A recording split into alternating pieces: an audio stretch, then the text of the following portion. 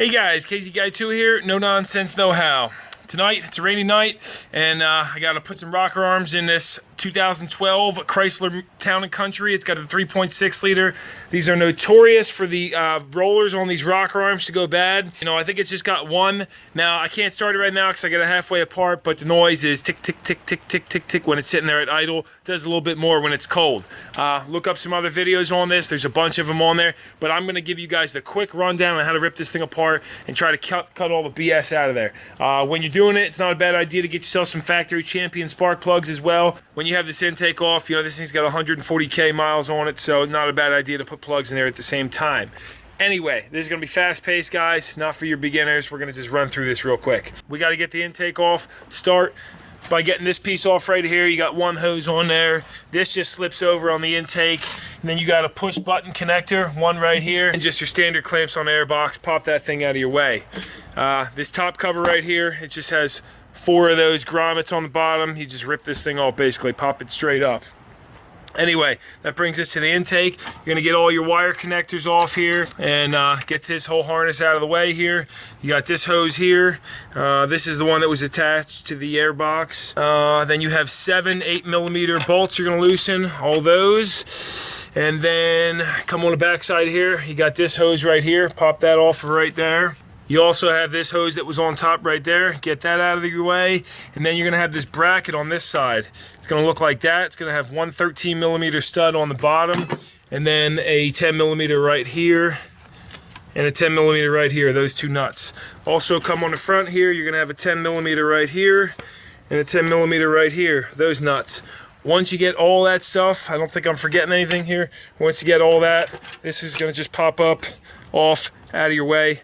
It's a good idea now to check your gaskets, make sure they're in good shape.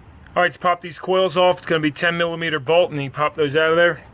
And the spark plugs are gonna be 16mm or 5/8. Something's really interesting here. Looks like the last mechanic that sold spark plugs on this, he only decided to replace the rear ones because he didn't want to pop the intake off. Looks like these front ones are original. You can see, I don't know if you can zoom in on that, but you can see that's pretty burn up ends on there. Check that out. And these are what the NGKs that were on the back look like. You know, so the back ones are easy to do on this. You don't have to pull the intake to do the back ones, but you know, whoever last sold them just decided to throw 3 in there and leave the front champions in there and leave NGKs in the back.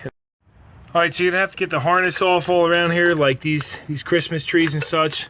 I was able to use this tool right here to get under and pop those off. Get your harness off your injectors here. You can take this, pop up underneath that, slide that up, then push this tab in here and pop it off.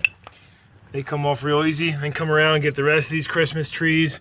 On the back side here, you're gonna have 11mm on these studs right here. Get these 2 studs off, and then 8mm bolts and nuts all the way around on your valve cover. Get all those out of the way. Also, this one connection right here, push that in, pop that off, and that had a tower on here as well. Get all that stuff out of the way, and make sure if you have any debris or anything like that, you know, blow that off first before popping this valve cover off. All right, on this side also, you got this one Christmas tree holding this hose on, and then your 2 cam sensor wires. Get those out the way. And like I said, you got the Christmas trees all in the back. They're kind of a pain to get to, but you got 4 of them. One on this corner right here as well. And then you have 12 bolts / studs, 8mm. Loosen all those. Get this wire harness pushed back. All right, also guys, remove this thing on top of here. It's gonna be a T30 Torx. Pop that out. We can see this thing is just nasty inside, dude. Oh my God, come on. Change your oil, people. Change your oil. Otherwise, you get sludge buildup. Also, before you go popping this valve cover off, you gotta take this breather off on this side. This actually rides over the cam. That's gonna be a T25 Torx. Holding those 2 bolts on. They look like that right there. Once you get that off, then you can pop this off. Like I said, see that breather rides over this cam here, but come on guys, look at this sludge. Oh my God, this thing's done for. Anyway, we're gonna put a rocker on and get it done. All right, so conclusion of the day is if you pull your valve cover off and it looks like this, people, Get rid of the car. Do not even keep it. Throw the rocker in there. This thing is freaking done for. I mean, look at this stuff. You know, you can't fix this, guys. You know, you could clean this all out, but this stuff's floating through this engine, man. Not even worth it. If you see this problem, just get in and get out, okay? Seriously. Anyway, so we can see our bad rocker was on the back here. I already popped it out. You can see it did a little damage to the cam here. Has a little lip there. You can see all this nasty sludge. To get this out of here, this rocker, here's the bad rocker, by the way, right here. So you can see, boom, it's worn out, it's tapping, it's shot. So we're going to go ahead and put a new one in there. But to get that out of here, you got T30 Torx on top of here. Now, be careful. I did break my bit. These are very tight on here. The method I found, because I didn't want to break the second bit I had, it's actually a security bit.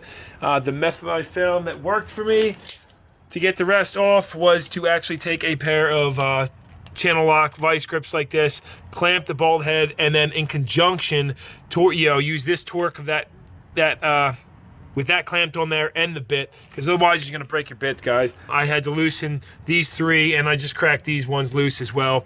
And then this will raise up a little bit, enough for you to be able to slip that out of there. When you're tightening these caps back down, if you have sludge like I do, you have to make sure to get very, clean very good in between these, and there's nothing in between those caps. That's very crucial, because that's a bearing clearance in there. It's very tight clearance. Also, I don't know exactly what the torque spec is on this, so you guys are going to have to look that up. Sorry, I don't have that handy for you. So anyway, this is where I end the video, because assembly is reverse. Take a video if you guys need to when you're taking it apart, or take pictures, write notes, things like that. Also, not a bad idea to replace your valve cover gasket. But if your engine looks like this, guys, get in and get out. This thing's done for, so I can't say it enough. Anyway, I'm going to slap this all back together with that new rocker. Hopefully I'll have a quiet engine. And yeah, I'm going to inform this friend of mine to definitely start looking for a new vehicle. Hopefully you don't have the same nasty shit in there like this one does. Anyway, it's a rainy night, starting to clear up a little bit. The chickens are back there roosting. And yeah, guys, Sorry you had to see all that sludge, guys. I'm sorry. That was terrible. So, KZ Guy 2, No Nonsense Know-How. Thumbs up if the video helped you out. I definitely appreciate that. Yeah, hopefully I didn't run too quickly through this. There are some other videos that might give you more detail on there. I just wanted to give you a rundown, and I know I'm rambling on now, but yes. Have a good day, guys. Good night.